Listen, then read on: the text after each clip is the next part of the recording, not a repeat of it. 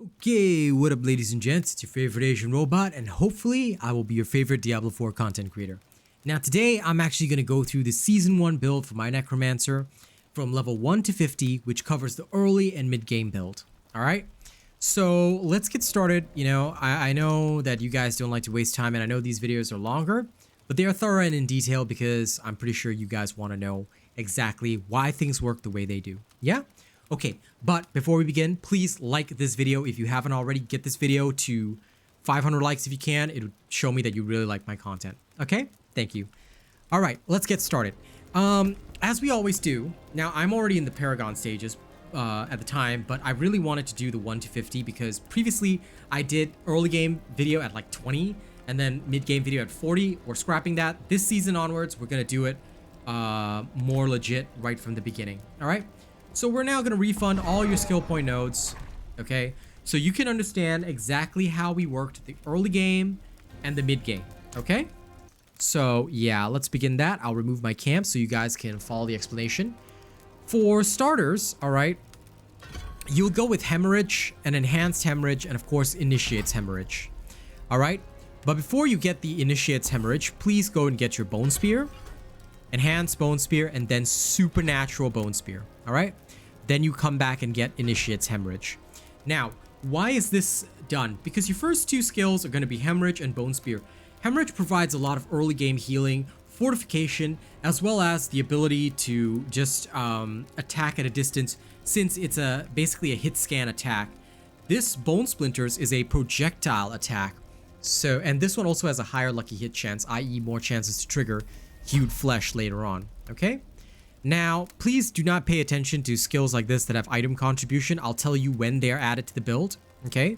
Just pay attention to where I'm adding the skill points. So for the early game, Hemorrhage is your main damage dealer, and then you've got Bone Spear. Some people do like Bone Splinters, but I found them quite useless for the 1 to 50 stages, all right? And this is after testing. Now, coming down here, this is where things are going to get a little better. First, you're going to want to put 1 point in Blood Mist. Okay. Let me just put that there. Sorry. Put 1 point into Blood Mist, okay? And then 1 point into Corpse Explosion. Both of these will be very helpful to you. In fact, your skill bar would actually look like... Sorry. Let me just remove the Book of the Dead stuff so that you guys can see what it will look like. Okay. Temporarily. Yeah. This is just for the sake of making sure that you guys get the actual experience. Okay, so coming back to that, my skill bar is going to have Raised Skeleton first. Then you want to get Blood Mist and Corpse Explosion. Then you want to put the remainder of your points into Skeleton Mastery. You can also enhance the Corpse Explosion before this stage, alright? But basically, you want to max out Skeleton Warrior Mastery and Corpse Explosion, get the increased radius at least, alright? This is a total of 12 points spent. Now, the minions this particular season are more useful than they were in previous seasons. Why? Because Malignant Hearts are a thing this season. Due to the fact that Malignant Hearts exist, your minions, which get 30% of your armor, have more armor than they did previously, which actually helps them last longer. So I actually ended up using the Skeleton Warriors and Mages all the way up until like the level 40s before they started to become obsolete. So at this stage, right, you also have the Malignant Heart, and it's very easy to get it early on. The Vicious Malignant Heart that causes automatic corpse explosions, you can actually use that to automatically raise skeletons as well, which I will demonstrate a little bit later. But for now, skill points wise, I went with Blighted Corpse Explosion, okay? I added nothing further to Blood Mist, and I still haven't added anything further to Blood Mist. Alright. I then needed 3 more points to get to this tree and unlock Corpse Tendril, which is crucial for the next stage. So, what I started to do was that it would have taken me some extra skill points to, even start adding to Skeleton Mage Mastery, because you only unlock Skeleton Mages at level 15, in case you guys didn't know. Alright, the first Shadow Skeleton Mages that you unlock are unlocked at level 15. So until then, you should chuck the points. This is where I did. I put them into Hewed Flesh. Why? Because I wanted extra corpses. Okay? When it comes to Book of the Dead, which I'll explain a little later at the end of the early game build, there'll be a section on Book of the Dead. All right. I was still using the Reapers, so Hewed Flesh was not as important, but if you find that you are not getting enough corpses from your Reapers alone, get Hewed Flesh. Otherwise, and pay attention to this, you can actually just put like 1 into Hewed Flesh and then more points into Grim Harvest, unlocking this tree.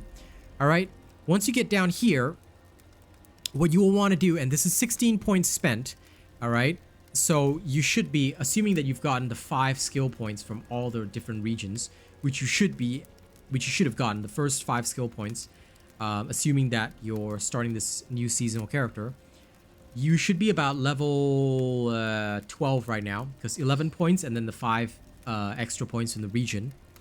Okay, so you still got about 3 levels before you get your Skeleton Mage Mastery.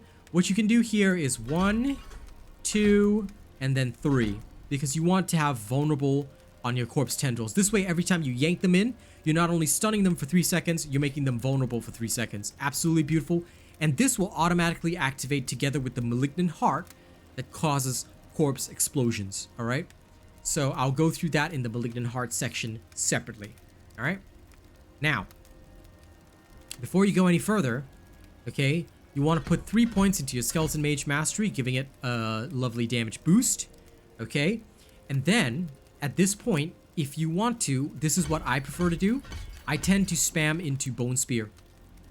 All right, in fact, sometimes if you don't find the Hewed Flesh and Grim Harvest passive important enough, put more points into Bone Spear. All right, and then later on grab this. This sets you at 26 points. All right, taking away the 5 from the region stuff.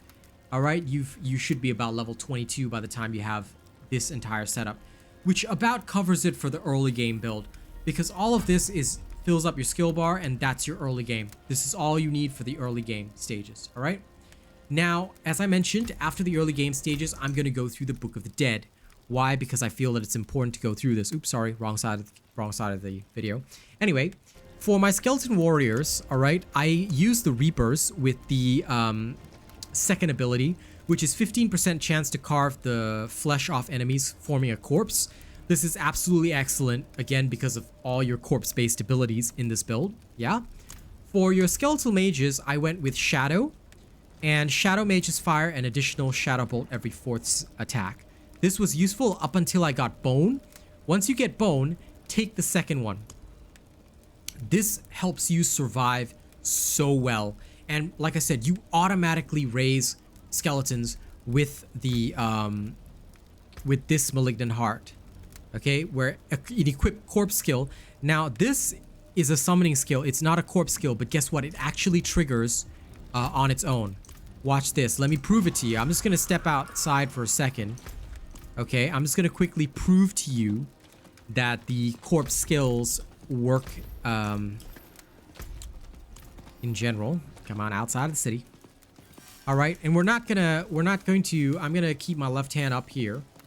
All right, this is a little bit stupid, but I'm gonna do this so that you can see that I'm not touching anything and I'm getting skeleton minions. Do you see that? Just by me standing here and forming corpses, I am summoning skeleton minions. Do you see that? There you go. There you go. It's automatically triggering. It will not automatically cast this to create a skeleton priest. All right, so you have to do the skeleton priest manually, but it will automatically trigger corpse tendrils, corpse explosion, and raised skeleton. All right, so this is the most important, the vicious heart of, I think, retribution. Hang on, let me go check the Malignant Heart.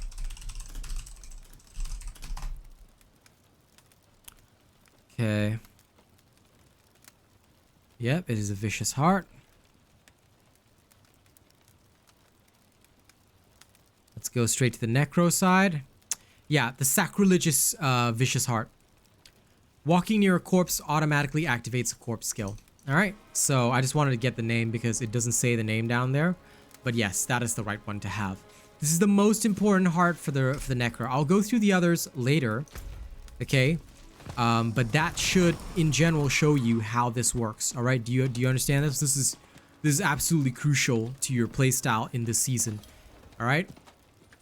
So yeah, that is important. Now we're back in town and I'll show you the rest of the skill build. So now we're going to move on to the mid-game version. Alright, so how do you move into the mid-game and how do you finish out your skill build? Well, there are two other Malignant Hearts that you're going to need to take account of. Alright, the first Malignant Heart is the Devious Heart that gives you additional resource gain. This I find is pretty useful, but it may be replaced later. I'll let you know in the late game version if I do replace it, because this one is not as useful as the rest.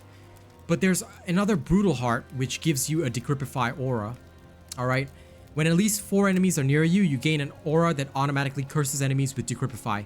Get this, because it's so useful. Alright, these are my 3 Malignant Hearts. 1 Vicious, 1 Devious, and 1 Brutal. But this was for the early and mid game, okay? Great. We'll talk about gear and aspects a bit later. Now let's move back into the mid-game explanation so that you guys can understand what I did. Alright, so coming back to the skill build now, okay, we've got 32 points left to spend. How do we spend them? First and foremost, you've already maxed out Bone Spear. You've gotten all the skills you need. Now it's time to focus on the passives. What passives do you need to be great? Okay. First and foremost, your corpse passives are the key. I went with Grim Harvest to get it maxed out, and then I got Hewed Flesh, alright, maxed out. Also, as soon as Corpse Tendrils started to make enemies vulnerable, I switched to Paranormal Bone Spear, giving you a 5% increased critical strike chance. This is absolutely crucial for maximizing your damage later on. Your goal is also to get down here, so you're going to need about 4 more skill points to get your key passive for Ossified Essence. What I did was I chucked all my points first into Serration, which was absolutely useful. And at this point, I still did not need any damage reduction yet. Alright, I found my minions were doing absolutely fine for me, and the additional armor was keeping me alive. So, I spent into Serration first, then I got 1 point into Death's Embrace, got my Ossified Essence, then I maxed out Death's Embrace for the damage reduction, alright? And then, this minus the 5 points, now you should have more of your bonus skill points by this point in time, but I usually, like, I got my bonus skill points a little bit earlier because I focused on them. But let's assume you don't have them. You should be about level 31 at the time of this, using only 5 bonus skill points, right?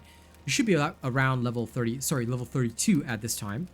And what you're gonna do now is you're gonna need to focus. Now that you have Ossified Essence, you're gonna come back up here and add 3 points into Unliving Energy. Alright? Why?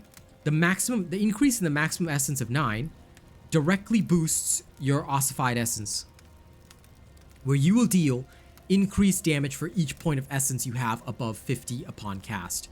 Alright, so you want that. Then, Imperfectly Balanced is still bugged. You can only add 1 skill point into it, but add 1 skill point anyway. Alright, it is extremely useful to boost your Bone Spear damage. Then, come down here and spend 4 points, just 1 point into your Compound Fracture. You'll max it out later, but spend 1 point here and get your Bone Skills deal 15% increased critical strike damage to vulnerable enemies. Alternatively, you can also put in 3 points into Fueled by Death because you're constantly using corpse abilities. Alright, so I basically used Fueled by Death early on in the game to ensure that every time I was consuming a corpse, I was gaining bonus damage. You can choose to get Fueled by Death a lot earlier than any of the other passives. You can replace any of the other passives with it, but eventually you will need to max it. Alright, so if you don't feel you need damage reduction, like, if you look at my actual streams, I got the damage reduction very late. Okay? Now by this point, you should have already gotten all your bonus skill points. So that's 10 bonus skill points. You should be around level 38 by now. Alright, you've got 11 points to go. Where do they go? Alright, this is where you're gonna readjust. By the time you get to about level 40, your skeletons are going to start to feel a bit ineffective. So I recommend adjusting them around level 40. So 2 points into Compound Fracture. Alright. This means that you are now level 40. This is where you are going to completely change your Book of the Dead. Okay. So you're going to refund your Skeletal Warriors. Okay. You're going to refund your Skeletal Mage Mastery. Okay, giving you back these points. You don't need to put anything into the Golem Mastery, but what you do need to do is get your damage reduction maxed out, standalone, and Memento Mori. Okay, get these 2 done up all the way. Alright, this is where you will readjust those skill points Then you've got 9 points remaining. I'm just going to show you where to put them into the build, okay? Thanks to the heart that automatically triggers Corpse Tendrils, you don't need to focus a lot on the Corpse Tendril cooldowns, and they only drop by about half a second each time. So I actually ended up maxing out my Corpse Explosion for additional damage since it was triggering all the time, right? And then I put points into Corpse Tendril. I think I put about 3 points in there, if I'm not wrong. And then the last 3 went into Death's Reach, because there are no other passives that are actually useful to you. All right. Some people think that you can put some of the other passives in, but they really don't help. The only one that could potentially help, and I'm just gonna say this potentially, is this one. If you feel that you're constantly able to maintain your health, you can actually run Inspiring Leader to get bonus attack speed if you want. If you want. All right. This is entirely up to you. You can choose to go down that path if you want, but I just slammed them all into Corpse Explosion. And this was my build. How is my skill assignment going to look? Well, I've swapped over to the Golem, all right? My minions no longer exist. And now that you understand the Book of the Dead, all right? Now that you understand the entire skill pathway, we're going to go through the Book of the Dead, all right? And then I'll do a skill summary at the end so that you guys understand why we use all of the skills before we get to the combat demonstration, okay? So, my Book of the Dead in the mid-game is different. First of all, we sacrifice the skirmishes to get 7% increased critical strike chance. Okay, this is with the sacrifice bonuses, yeah? We sacrifice the skeletal mages here, the cold mages, to get extra vulnerable damage, which is amazing. Then we keep the Golem at Blood Golem, and we take the first ability so that the Blood Golem absorbs 15% of the damage that we would have taken. All right, so this is an additional health bank that you have literally running around you for free. It's so useful. It's so good. I love it. So I love having this Blood Golem. If you want to sacrifice it later, sacrifice it for the Iron Golem, which will give you 40% increased critical strike damage. But this is usually done more around level 80 when you swap over to Bone Storm. Again, it requires some more adjustments of your stuff, but it does have some pretty good effects. So I can show you guys that later on when we no longer need the Blood Golem. But this is a great way of, even if your gear doesn't have damage reduction, like I'm just using this chest piece, no damage reduction. I'm using this legs, which happen to have damage reduction from close enemies. All right, but nothing else greater than that, right? I'm using these two, but this Golem is what is really keeping me alive. So don't knock this 15%. It's very helpful, okay? At least until you get more of your Paragon abilities. So this settles the Book of the Dead. Now let's talk about the Malignant Hearts that are going to feature in this build. Oops, sorry, once again. Let's talk about the Malignant Hearts that are going to feature in this build. As I mentioned before, I'm using the one that decryptifies enemies. Okay, same Corpse Explosion and the devious one that gives me additional resource gain. I may replace this later on because I don't find this very useful, but I'm just going to let you know. If it does get replaced, it'll be in the late game when I've tested something better. All right. In the early stages, gear-wise, right, try to look for stuff that has the highest possible armor, maybe with some total armor increase or max life increase on the chest piece, legs. For your gloves, make sure you have critical strike chance, attack speed. Critical strike chance is your priority. Rings, critical strike chance is your priority, okay? And then anything else that can help your damage. For your amulet, movement speed is your priority, and then cooldown reduction if you can. Or you can also reduce max essence cost. Either way, it's up to you because this is not really a cooldown based build. You don't have to sweat too much on cooldown reduction. But yeah, I would usually take either essence cost reduction, cooldown reduction, but movement speed is the key. Yeah. For your helmet, maximum essence is a must have. Okay. And you can get the Deathless Visage later on in World Tier 3. Okay. For your weapon, just look for whatever has the highest DPS per second because that's your first priority. Then later on, you can focus on finding perfect stats. Like I just slapped the Scythe on because it has the highest damage per second. I got it as soon as I got into World Tier 3. So it was doing pretty good. All right. That should help you guys out for stats. Now, let's talk about the build. Here's a summary of the skills and why we use them. Why am I including this section now? Because a lot of people get confused. So I like to do this summary section now that you've seen where all the skill points are at it. Let me explain let me explain the theory before we go into the practical. Okay, and after this explanation of the skill build, I will also talk about the two crucial aspects that you're going to need for this build, okay? All right, the summary is, Hemorrhage is designed to give you Fortify, and you'll find that it's surprisingly easy to trigger the 1.5% chance to Fortify for 100% of base life. It's so easy to do, it happens so often that you won't even think about it, as long as you are constantly weaving in basic attacks while casting your normal skills, which you have to get used to because later on you're going to use the basic attacks grant you 20% damage reduction aspect. Super useful, get used to starter stepping, things like that, okay? So weaving in your basic attacks is absolutely crucial to a Necromancer's success. That's why Hemorrhage is my skill of choice. You can also use Bone Splinters, don't get me wrong, these are fantastic, but just be aware that they should only be used on a build where you already have a lot of survival and you feel like you don't need the additional survival and healing, okay? So just remember that, yeah? Then Bone Spear is your main damage dealing attack. It is not only extremely strong, but has a higher crit chance, and you can modify it with one of the two crucial aspects, the splintering aspect, which I'll show you guys later. This one is a crucial aspect because it allows your Bone Shard's return attack to pierce. This comes from the enhanced Bone Spear.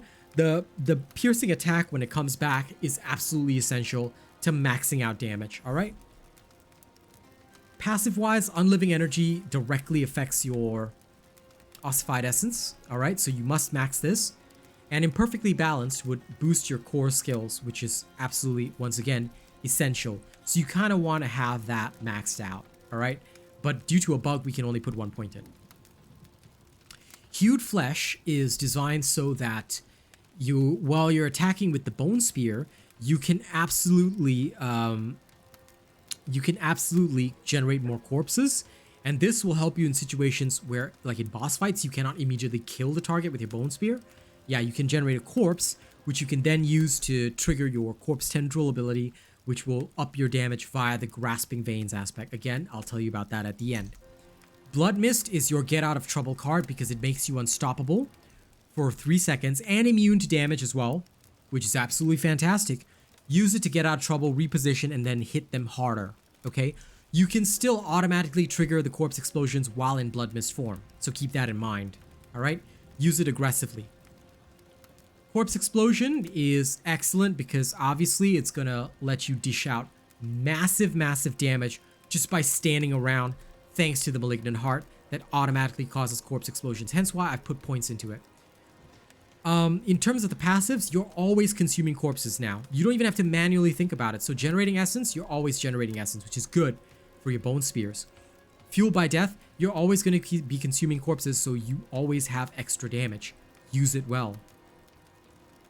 Death's Embrace, damage reduction as well as a bit of extra damage to close enemies, take it.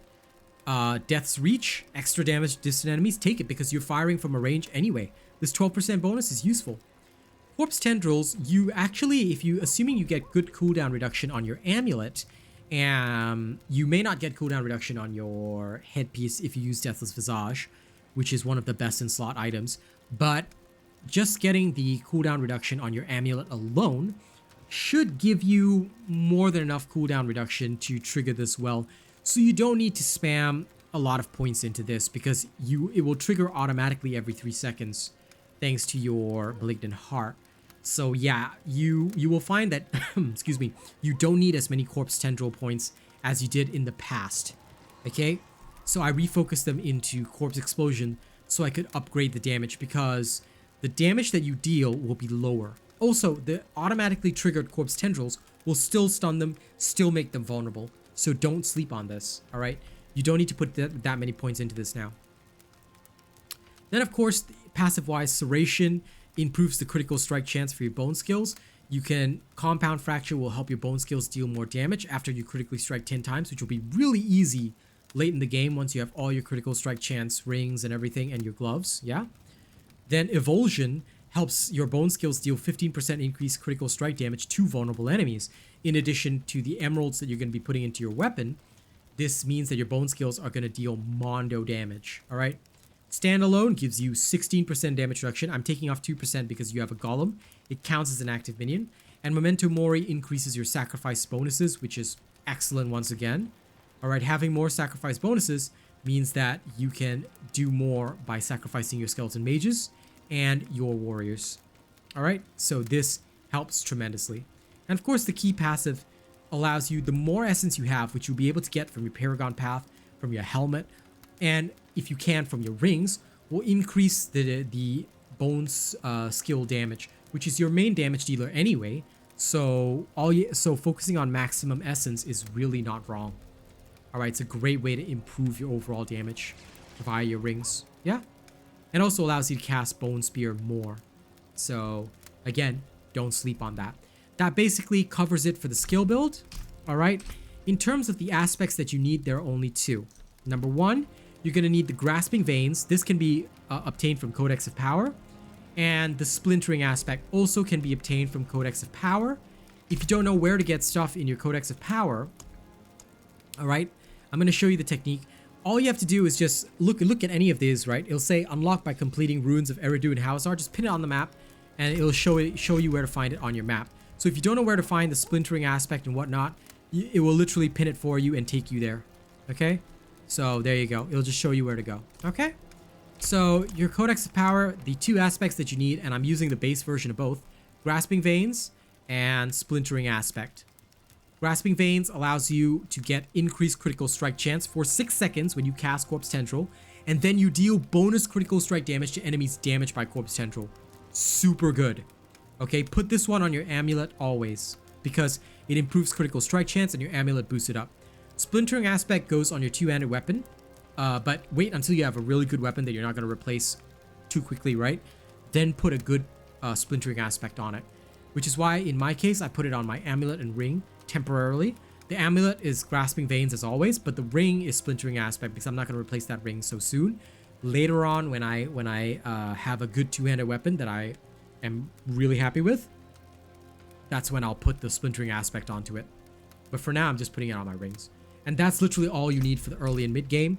I only put on the Splintering aspect and Grasping Veins around level 40 plus, by which time you should have enough legendary materials, because you should be getting plenty of legendaries in World Tier 2. If you're farming in World Tier 1, you know, I got nothing to say to that. We did it the whole way in World Tier 2 because I like the item drops. Okay? Now we're going to do a combat demonstration, and I'll show you guys how to play this build in a live situation, alright? So bear with me. We're going to go into the combat scenario shortly. Alright guys, before we move on to the combat demonstration, I do want to tell you guys that I have to do the thank yous for all of our channel supporters. I mean, thank you guys so much for giving my content a chance, and of course I love to thank the people that made all these videos and streams possible, but I really got to say one thing before I begin that. I was supposed to film the boss fight. The boss died so quickly I couldn't film it, so that happened. So you'll only see the combat demonstration, for which I apologize. But anyway, let me thank the amazing people that have done all this crazy stuff for me. For our July's Big Wig supporters, our top tipper is Zane Hoagland. Our top tipper list goes Bravo7910, Jason Leaving. We've got our top super chatters, Zane Hoagland again. Top membership gifters, Sabingu and Mike Cawthorn. Top super chatters list, Chris Muck, Mike Cawthorn, Rivarcher124, Kenzo, and Ray's Reality. We also have our cosmetic sponsors, Sinner, Sabingu, NewbieS92, and Zane Hoagland. Thank you guys so much for all that kind of stuff. And now, one last thing, let me thank the channel members. Well, last but certainly not least, let me thank the channel members who make all this amazing stuff possible. Right at the very tippy top, we have one guy at the only fan level. It is Zane Hoagland at the very top of our members list. Then we've got Death Dawning 982 as our longest member at Plus Ultra. Amazing dude. We've got Jerry Fast, OG, Rogue Assassin, Zach MG, all prestige. Thank you guys so much. Okay. In terms of our honored robots, we have the following individuals. We've got Corey Ryu, Marcel Kaishiwa, Bob John, Maxim Lotz, Devin Lashin, Mookie Mocha, Rena, Chase Taylor, Nathan Strong, Sabingu, Lady Neo, Joey Danze, Darverse, Che D12, I'm Peeps, Syed Assad, Coda CMF, Kami SMH, Conrad C, Nate the Great, and Benjamin Savage. Thank you guys so much. And as always, like, share, and subscribe. And see you for the combat demonstration. So sorry about the boss fight. Okay? Enjoy. Okay, welcome back, guys. I ended up in the Alderwood dungeon by... I just literally chose it by chance. But, so I'm not sure if this one has a boss fight. I'm not sure if it does, but either way, I'm going to show you how to battle. Alright, this is in World Tier 3. So the enemies are about 4 levels higher than me, but it's really not going to be a problem. Even with not thoroughly upgraded gear, it will not be an issue for you. Alright, even if the enemies have suppressor, like I said, it's really not going to matter. What you got to understand is that you will automatically cast Corpse Tendril, and you see it casts without going on cooldown because it's automatic. The enemies still get stunned and they still take the vulnerable debuff. So you can literally just wander around freely and completely rip enemies. Malignant Hearts are so strong this season. They have made everything super, super awesome. So same strategy as you would have had, you know, even in the preseason. All you want to do is just Corpse Tendril these enemies into you, and then after that you hit them with the Corpse Tendril. Alright, sorry, you Bone Spear them, hit them with Corpse Tendril, and then after that you hit them with a full mag dump of the Bone Spear. Alright. So I've only just gotten to World Tier 3. My damage is nowhere near where it should be because I don't have ideal stats on my weapon, things like that. But it's fairly easy to use a build like this. Okay, let's help this lowly adventurer, and you'll notice the playstyle is even easier than it was before. Because your Corpse Tendril is automatic, your Decrepify is for free, which reduces enemy damage by 20%. Again, all you really have to do is just keep the Corpse Explosions going, alright, and you're good to go.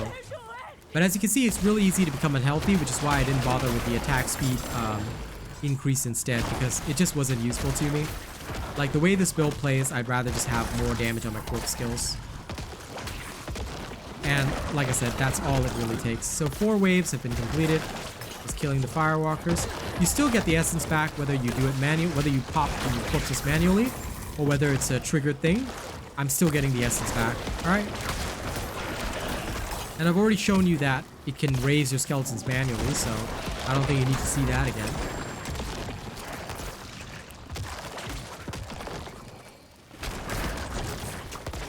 Cleared 8 waves of darkness, and I've barely broken a sweat. As you can see, the Necromancer is very lazy because you really don't need to concentrate at all. I literally spent the entire time not even really bothering that much, and here we go. It's already over. So yeah, Necro this season is extremely relaxed to play. You can put in 0 effort, and you'll still probably win every battle. Jesus Christ, they took so long to talk. Okay, let's move on. I'm more or less ignoring gems because you'll find better ones in the Nightmare Dungeons. So yeah, this is all it takes. Alright. Just stand near the corpses and it should all be good to go. Stand near the corpses, kill everything that comes your way. Alright.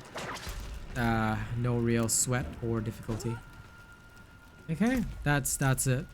That's how to play the Necro this season. I just shoot my thing. Enemies come in. Oh, okay, they get yanked together. They're dead.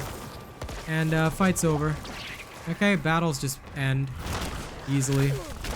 Butcher will be above your level, by the way, in these dungeons, so you'll be able to take him on once you get a bit more in your Paragon stuff. But yeah, this is basically it. Nothing special or fantastic. Once we get to about level 70, I'll publish the late game version of this build so that you guys have a good idea of how it's played, what it does, all that kind of good stuff. Yeah, Sorcerer build video will be coming next, probably in about 2 days. So look forward to it then. And if there is a boss fight, I'll go record it. Otherwise, don't forget to like, share, and subscribe. Thank you guys so much for supporting my content thus far. All right.